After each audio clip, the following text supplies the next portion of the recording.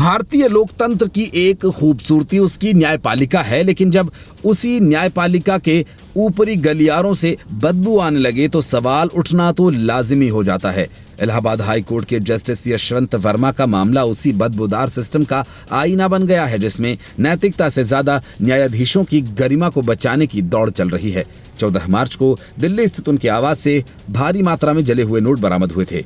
देश भर में खबर फैली। सुप्रीम कोर्ट द्वारा गठित जांच समिति ने जांच की रिपोर्ट दी और उन्हें दोषी ठहराया। रिपोर्ट राष्ट्रपति और प्रधानमंत्री को भेज दी गई और महाभियोग की सिफारिश की तैयारी शुरू हो गई।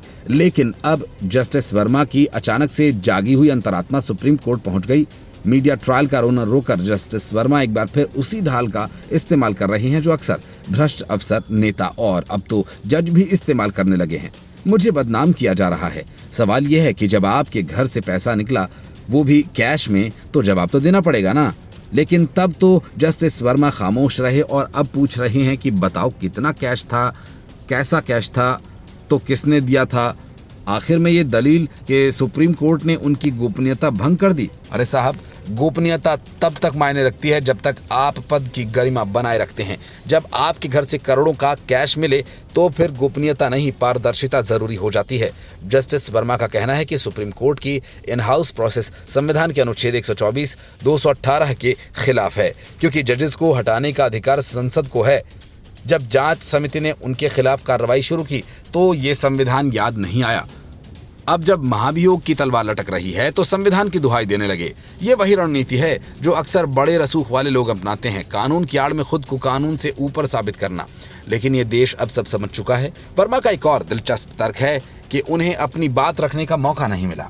जब कोई उनसे पूछे कि जांच समिति ने रिपोर्ट तक फाइनल कर ली है, रिपोर्ट राष्ट्रपति तक पहुंच गई है, अब जाकर आपको लगता है कि आपको सुना नहीं गया।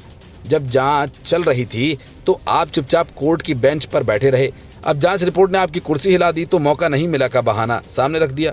इतना ही नहीं, अब तो कह रहे हैं कि सीसीटीवी फुटेज क्यों नहीं ली गई, वीडियो रिकॉर्डिंग क्यों नहीं हुई।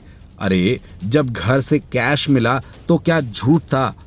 अब ये मामला सिर्फ एक जज पर लगे आरोपों का नहीं, ये पूरे न्यायिक तंत्र की साख का सवाल बन चुका है। अगर संसद इस पर महाभियोग नहीं चलाती तो ये पूरे देश के लिए शर्मनाक होगा। ये स्पष्ट संकेत होगा कि भारत में न्याय के नाम पर चंद लोगों को बचाने का खेल अब भी जारी है। यशवंत वर्मा जैसे न्यायाधीश देश की न्यायपालिका पर दाग हैं। उनकी याचिका न केवल एक दोषी व्यक्ति की हताशा दिखाती है, बल्कि ये भी साफ करती है कि भ्रष्टाचार अब सिर्फ राजनीतिक गलियारों तक सीमित नहीं, अब न्याय की मूर्ति के चेहरे पर भी कालिख मल चुका है। Bureau report, news of India.